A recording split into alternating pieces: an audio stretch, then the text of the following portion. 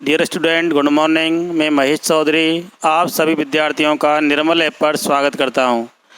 देखिए स्टूडेंट, आज हम लोथर-मेयर का परमाणु आयतन नियम पढ़ने जा रहे हैं। देखिए लोथर-मेयर का परमाणु आयतन नियम क्या होता है।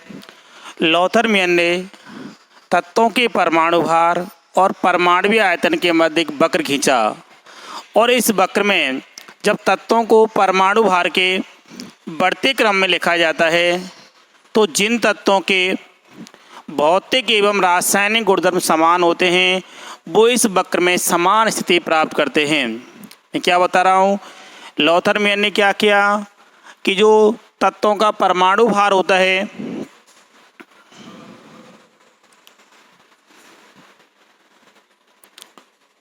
ये तत्वों का परमाणु भार, ठीक है, और ये होता है परमाणु आयतन।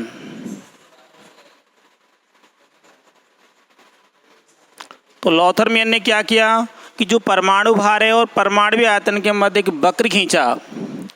इस वक्र में जब तत्वों को परमाणु भार के बढ़ते क्रम में लिखते हैं तो समान गुणधर्म वाले तत्व इस वक्र में समान स्थिति प्राप्त करते हैं। तो देखिए ये वक्र इस तरीके का ऑब्टेन होगा।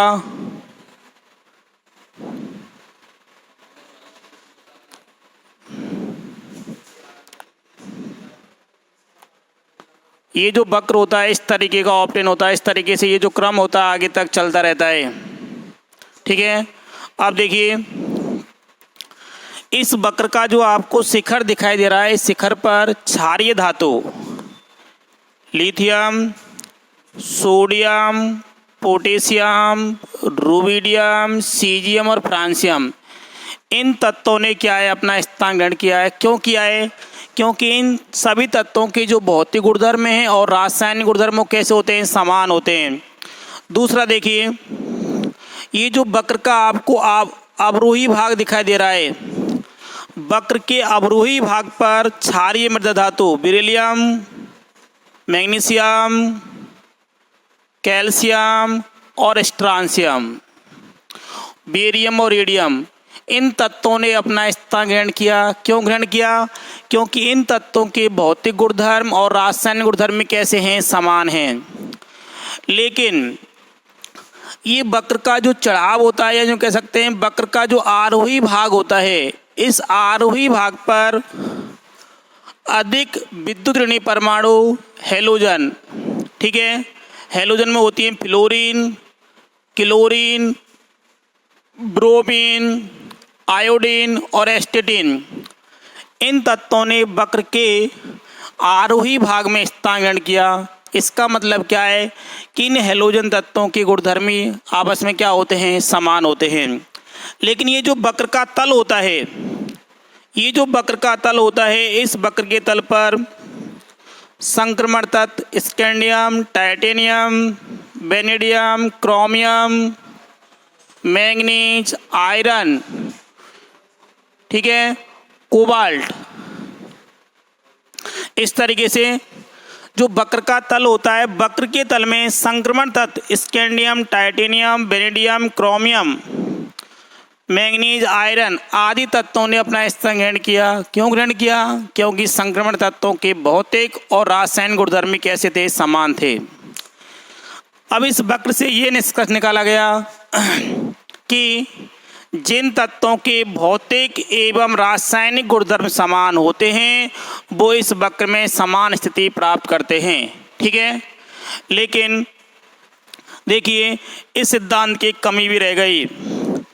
एक सिद्धांत की जो कमी थी, कमी क्या थी? पहली जो कमी थी ये ग्राफ जटिल था। दूसरी, इस ग्राफ के अंदर सभी तत्वों ने अपना स्थान ग्रहण नहीं किया, क्योंकि जो आवर्त सारणी होती है, आवर्त सारणी में 118 तत्व होते हैं। कितने तत्व होते हैं? 118। क्लियर? पहली कमी ये ग्राफ जटिल था। दूसरा, इस वक्र में सभी तत्वों ने अपना स्थान ग्रहण नहीं किया, ठीक है। दो कमियां रह गई, अपने को ध्यान रखना है इसमें से 4 पॉइंट। 4 पॉइंट मैंने आपको बताया कि जो क्षारीय धातुएं होती हैं वो वक्र के शिखर पर अपना स्थान ग्रहण करती हैं। कौन कौन सी होती हैं? Lithium, sodium, potassium, rubidium, caesium, francium. जो क्षारीय मृदा धातु होती हैं वो वक्र के अवरोही भाग में स्थान ग्रहण करती हैं। ठीक है, कौन कौन सी होती हैं? Beryllium, magnesium, calcium, strontium, barium, radium. और जो हैलोजन होती हैं वो वक्र के आरोही भाग में स्थान ग्रहण करती हैं। कौन कौन सी होती हैं? Fluorine, chlorine, bromine, iodine, एस्टेटिन। और जो संक्रमण तत्व होते हैं वो वक्र के तल में अपना स्थान ग्रहण करते हैं। संक्रमण तत्व कौन कौन से दे रखे हैं? Scandium, titanium, beryllium, chromium, manganese. ठीक है, आदि तत्व होते हैं ये वक्र के तल में अपना स्थान ग्रहण करते हैं। क्लियर? अब देखिए नेक्स्ट,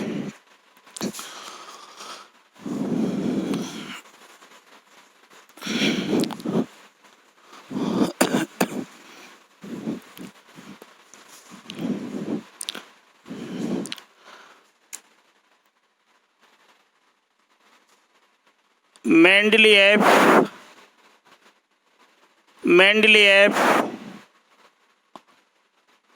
का आवर्त नियम। मेंडलीएफ का आवर्त नियम,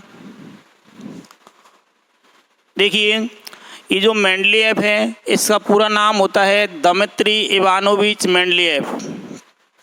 पूरा नाम इसका क्या है? दमित्री इवानोविच मेंडलीएफ, ये इनका पूरा नाम होता है। लेकिन मेंडलीएफ का आवर्त नियम क्या होता है कि तत्वों के भौतिक एवं रासायनिक गुणधर्म परमाणु भारों के आवर्ती फलन होते हैं। तत्वों के भौतिक एवं रासायनिक गुणधर्म परमाणु भारों के आवर्ती फलन होते हैं।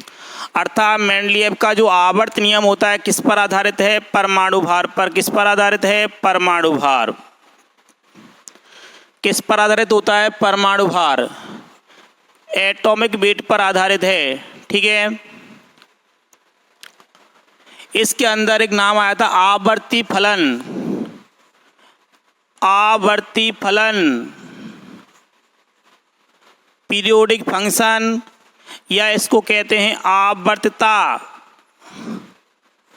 पीरियोडिसिटी। ठीक है, आवर्ती फलन या आवर्तता का मतलब क्या होता है?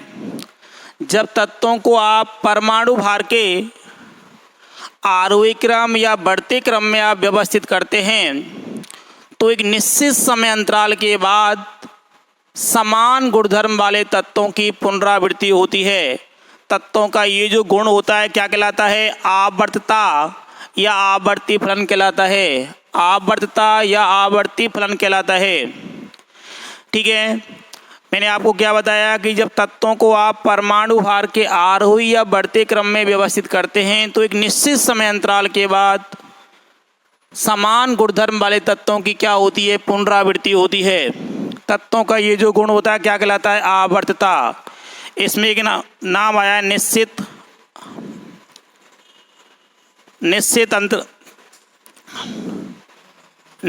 अंतराल। अब देखिए जो निश्चित अंतराल होता है ये कितना होता है? 2,8,8, 18, 18, 32, 32। इसको इंग्लिश में मैजिक नंबर भी कहते हैं।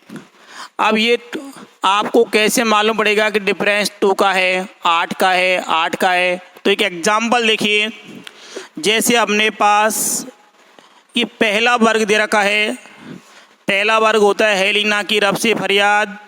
हेलिना की रब से फरियाद, हेलिना की रब से फरियाद। देखिए हाइड्रोजन का परमाणु क्रमांक आप जानते हैं 1 होता है, लिथियम का 3 होता है, सोडियम का 11 होता है, पोटेशियम का 19 होता है, रुबिडियम का 37, सीजियम का 55 और फ्रांसियम का 87 होता है।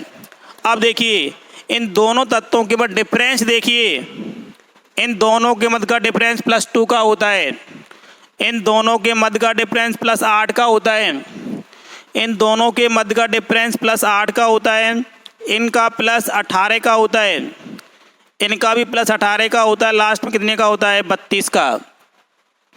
अब देखिए इतने डिफरेंस के बाद समान गुणधर्म वाले तत्वों की क्या हो रही है? पुनरावृत्ति। इतने डिफरेंस के बाद क्या हो रही है? समान गुणधर्म वाले तत्वों की क्या हो रही है? पुनरावृत्ति।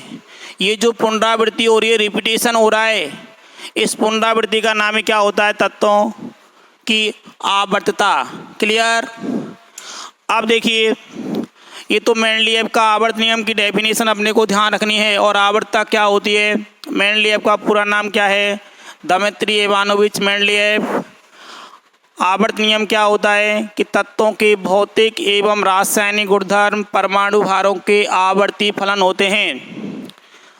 तीसरा मैंने आपको बताया, आवर्ती फलन या आवर्तता क्या होती है? जब तत्वों को परमाणु भार के आरोही या बढ़ते क्रम में व्यवस्थित करते हैं तो एक निश्चित समय अंतराल के बाद समान गुणधर्म वाले तत्वों की क्या होती है? पुनरावृत्ति होती है।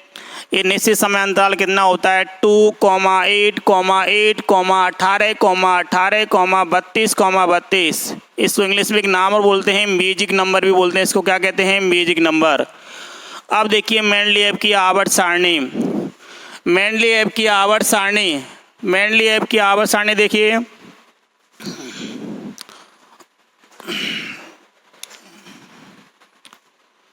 देखिए स्टूडेंट, मेंडलीव की आवर्त सारणी, मेंडलीव की आवर्त सारणी में कुल तत्वों की संख्या होती है 63। कितनी होती है? 63। आधुनिक आवर्त सारणी में होती है 118। मेंडलीव की आवर्त सारणी में कुल तत्वों की संख्या होती है 63। अब देखिए, सबसे पहले हम बात करते हैं कि आवर्त सारणी में वर्ग किसे कहते हैं। आवर्त सारणी में वर्ग किसे कहते हैं? तो आवर्त सारणी में ये जो आपको ऊर्ध्वाधर रेखाएं दिखाई दे रही हैं, इन ऊर्ध्वाधर रेखाओं का नाम क्या होता है? वर्ग। आवर्त सारणी में ऊर्ध्वाधर रेखाएं वर्ग कहलाती हैं। मेंडलीव की आवर्त सारणी में कुल वर्गों की संख्या होती है 9। कुल वर्ग कितने होते हैं? 9। मेंडलीव की आवर्त सारणी में कुल वर्गों की संख्या कितनी होती है? 9। कितने होते हैं वर्ग? 9 होते हैं। इन वर्गों को हमेशा रोमन अंकों से दर्शाया जाता है। रोमन जो अंक होते हैं वर्ग संख्या 1 से 8 तक होते हैं, और 9वां जो वर्ग होता है उसको शून्य वर्ग मानते हैं। क्या मानते हैं? शून्य वर्ग। तो देखिए, वर्ग संख्या 1 से 8 तक, पहला वर्ग, दूसरा वर्ग, तीसरा वर्ग, चौथा वर्ग, पांचवा वर्ग, छठवां वर्ग, सातवां वर्ग और 8वां वर्ग। लेकिन जो 9वां वर्ग होता है उसको क्या मानते हैं? शून्य वर्ग मानते हैं। तो कुल वर्गों की संख्या कितनी हो गई? 9। वर्ग संख्या 1 से 8 तक रोमन अंकों में दर्शाए जाते हैं। क्लियर? और 9वां जो वर्ग होता है उसको क्या मानते हैं? शून्य वर्ग मानते हैं। लेकिन वर्ग संख्या 1 से 7 तक के जो वर्ग होते हैं इनको 2 वर्गों में डिवाइड करते हैं, ए और बी। 2 वर्गों में डिवाइड करते हैं, ए और बी। ए और बी, ठीक है। वर्ग संख्या 1 से 7 तक के जो वर्ग होते हैं उनको 2 वर्गों में डिवाइड करते हैं, ए और बी। अब बात करते हैं वर्ग संख्या 8।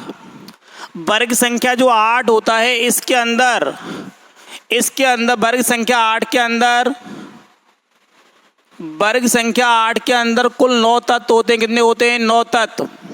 अब ये 9 तत्व कौन कौन से होते हैं? 3-3 के ग्रुप में होते हैं।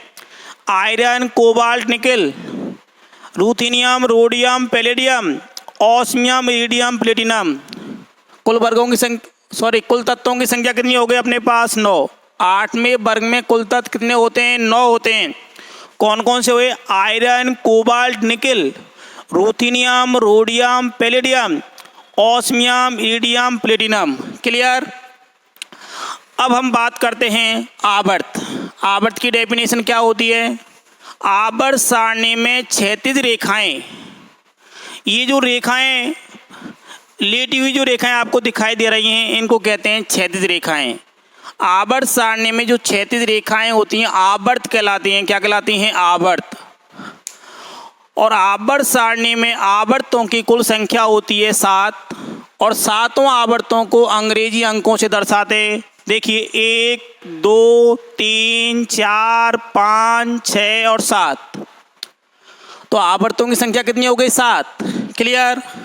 अब देखिए, जो पहला आवर्त होता है, पहले आवर्त में केवल 2 तत्व प्रेजेंट होते हैं, हाइड्रोजन और हीलियम। इसलिए पहले आवर्त को कहते हैं लघुत्तम आवर्त। क्या कहते हैं? लघुत्तम आवर्त। ठीक है। दूसरे आवर्त में लिथियम से लेकर नियोन तक 8 तत्व प्रेजेंट होते हैं, इसलिए दूसरे आवर्त का नाम होता है लघु आवर्त। क्या कहते हैं? लघु आवर्त। तीसरा जो आवर्त होता है सोडियम से लेकर आर्गन तक होता है, इसमें भी कुल 8 तत्व होते हैं, इसका नाम भी क्या होता है? लघु आवर्त।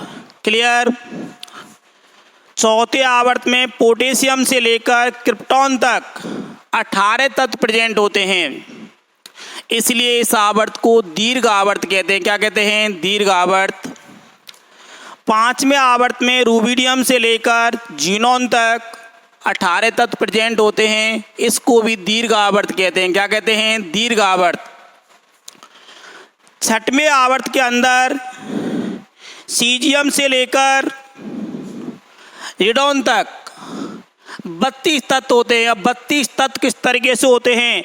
18 तत्व तो इस पंक्ति में होते हैं और 14 तत्व होते हैं लेंथेनाइड, जो मूल आवर्त सारणी के बिल्कुल नीचे हैं।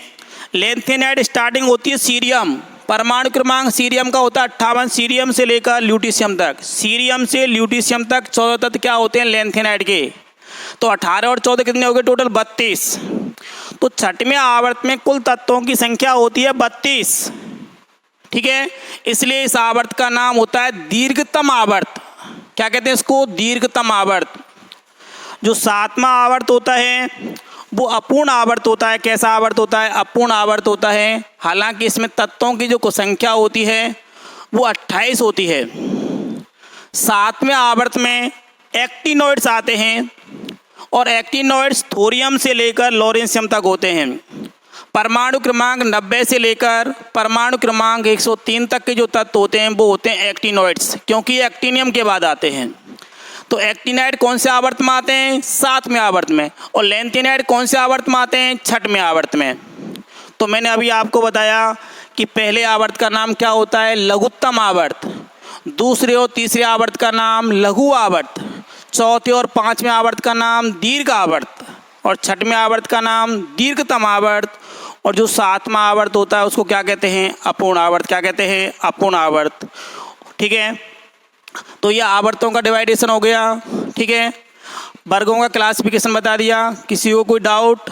अब देखिए, ये जो अपने पास मेंडलीएव की जो आवर्त सारणी होती है, इससे क्या लाभ होते हैं या मेंडलीएव की आवर्त सारणी की क्या क्या विशेषताएं होती है? तो देखिए, मेंडलीएव की आवर्त सारणी की जो पहली विशेषता है, इस आवर्त सारणी में सभी तत्वों को परमाणु भार के बढ़ते क्रम में व्यवस्थित किया गया है। सभी तत्वों को परमाणु भार के बढ़ते क्रम में व्यवस्थित किया गया है और प्रत्येक जो ग्रुप बनाया गया है उसमें जो तत्व व्यवस्थित किए गए हैं वो परमाणु भार के बढ़ते क्रम में हैं। इसलिए इन तत्वों का क्रमबद्ध रूप से अध्ययन करना क्या हो गया? सरल हो गया। तो पहली विशेषता क्या है कि इस आवर्त सारणी में तत्वों को परमाणु भार के आरोही क्रम में व्यवस्थित किया गया है, इसलिए इन तत्वों का वर्गों के अंदर या समूह के अंदर क्रमबद्ध रूप से अध्ययन करना क्या हो गया? सरल हो गया। दूसरी विशेषता क्या होती है? देखिए, जो तत्व जिस वर्ग के अंदर प्रेजेंट होता है, जो तत्व जिस वर्ग के अंदर प्रेजेंट होता है उस तत्व की संयोजकता उस वर्ग के बराबर होती है। जो तत्व जिस वर्ग में प्रेजेंट होता है उस तत्व की संयोजकता उस वर्ग के बराबर होती है। जैसे ये लिथियम दे रखा है, ये पहले वर्ग में आता है, इसकी संयोजकता कितनी होगी? 1 होगी। ये मैग्नीशियम है, वर्ग संख्या 2 में आता है, इसकी संयोजकता कितनी होगी? 2 होगी। ये जिंक वर्ग संख्या 2 में आता है, संयोजकता कितनी होगी? 2 होगी। स्कैंडियम वर्ग संख्या 3 में आता है, इसकी संयोजकता कितनी होगी? 3 होगी। क्लियर? तो दूसरी विशेषता क्या बताए कि जो तत्व जिस वर्ग में प्रेजेंट होता है उस तत्व की संयोजकता उस वर्ग के बराबर होती है। तीसरी इसकी जो विशेषता वो सुनिए, इसने अपनी मूल आवर्त सारणी में खोजने वाले तत्वों के लिए पहले से रिक्त स्थान छोड़ दिए और ये भविष्यवाणी कर दी ये भविष्यवाणी कर दी कि खोजने वाले तत्व के जो गुणधर्म होंगे उस समूह में उपस्थित तत्वों के गुणधर्मों से समानता रखेंगे। ठीक है, इसने अपनी मूल आवर्त सारणी में खोजने वाले तत्वों के लिए पहले से रिक्त स्थान छोड़ दिए। जैसे ये रिक्त स्थान खाली है, ये रिक्त स्थान खाली है, ये रिक्त स्थान खाली है, ये रिक्त स्थान खाली है। और इसने भविष्यवाणी कर दी कि इस तत्व के जो गुणधर्म होंगे इस वर्ग में प्रेजेंट जो तत्व हैं उनसे समानता रखेंगे।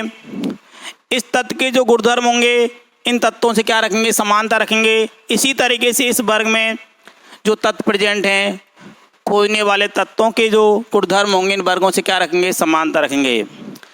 लेकिन बाद में 4 तत्व खोजे गए और खोजने वाले तत्व के नाम से पहले क्या लगाया गया, एका। क्या लगाया गया, एका। अब देखिए खोजने वाले तत्व कौन कौन से थे। खोजने वाले तत्व,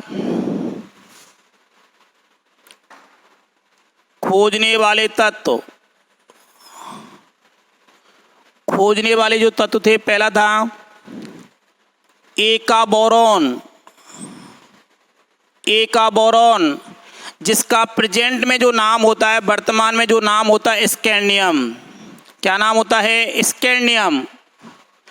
इसको आप एक ट्रिक से ध्यान रखेंगे, ट्रिक होती है BSc। किससे ध्यान रखेंगे, BSc से। बी का मतलब हो गया बोरॉन, एका बोरॉन जिसका वर्तमान में नाम क्या होता है, स्कैंडियम। दूसरा देखिए एका सिलिकॉन। एका सिलिकॉन जिसका प्रेजेंट में नाम होता है जर्मेनियम। इसके लिए ट्रिक होती है सीता गीता। सीता और गीता, ठीक है। सीता का मतलब हो गया एका सिलिकॉन, प्रेजेंट में क्या नाम होता है, जर्मेनियम। तीसरा जो तत्व था वो था एका मैंगनीज। एका मैंगनीज जिसका प्रेजेंट में नाम होता है टेक्नीशियम। टी से ट्रिक क्या होगी इसकी, एम टेक। एम का मतलब होता है एका मैंगनीज, टेक का मतलब क्या हो गया, टेक्नीशियम। और चौथा था एका एल्युमिनियम। एका एल्युमिनियम जिसका प्रेजेंट में नाम होता है, एका एल्युमिनियम जिसका प्रेजेंट में नाम होता है गैलियम। ठीक है, इसकी ट्रिक थी अलका गायत्री। अलका का मतलब हो गया एका एल्युमिनियम, गायत्री का मतलब हो गया गैलियम। ठीक है, अब देखिए खोजने वाले जो तत्व हैं, ये तो गैलियम आ गया, ये जर्मेनियम आ गया, ये क्या आ गया, मैंगनीज, और ये क्या आ गया था, टेक्नीशियम। तो इस भाई ने क्या पहले घोषणा कर दी कि खोजने वाले जो तत्व होंगे उनके गुणधर्म उस समूह में उपस्थित तत्वों के गुणधर्मों से क्या रखेंगे, समानता रखेंगे। अब खोजने वाले जो तत्व थे वो 4 थे। कौन कौन से, एका बोरॉन जिसका प्रेजेंट में नाम होता है स्कैंडियम। दूसरा था एका सिलिकॉन जिसका प्रेजेंट में नाम होता है जर्मेनियम। तीसरा था एका मैंगनीज जिसका प्रेजेंट में नाम होता है टेक्नीशियम। एका एल्युमिनियम जिसका प्रेजेंट में नाम होता है गैलियम। क्लियर। चौथी इसकी जो विशेषता थी, इस आवर्त सारणी के आधार पर कुछ तत्वों के परमाणु भारों को सुधारा गया। इस आवर्त सारणी के आधार पर कुछ तत्वों के परमाणु भारों को सुधारा गया। कौन कौन से तत्व ऐसे थे जिनके परमाणु भारों को इस आवर्त सारणी के अकॉर्डिंग सुधारा गया था? तो देखिए 5 तत्व दे रखे हैं। 5 तत्व देखिए कौन कौन से होते हैं। एक ट्रिक बता रहा हूँ, यूं, बेईमान, इंसान और पिटेंगे। यूं, बेईमान, इंसान और पिटेंगे। यूं का मतलब होता है यूरेनियम, बेईमान का मतलब होता है बेरिलियम, इंसान का मतलब होता है इंडियम, और का मतलब होता है औरम, पिटे का मतलब होता है प्लेटिनम। अर्थात इस आवर्त सारणी के अकॉर्डिंग यूरेनियम का परमाणु भार, बेरिलियम का परमाणु भार, इंडियम का परमाणु भार ऑरम का परमाणु भार और प्लेटिनम का परमाणु भार सही किया गया। इस तरीके से जो मेंडलीएव की आवर्त सारणी होती है इसकी 4 विशेषताएं होती हैं, वो आपको ध्यान रखनी है। ठीक है, अब मेंडलीएव की जो आवर्त सारणी की जो कमियां हैं उनका कल नेक्स्ट वीडियो में डिस्कस करेंगे। Thank you.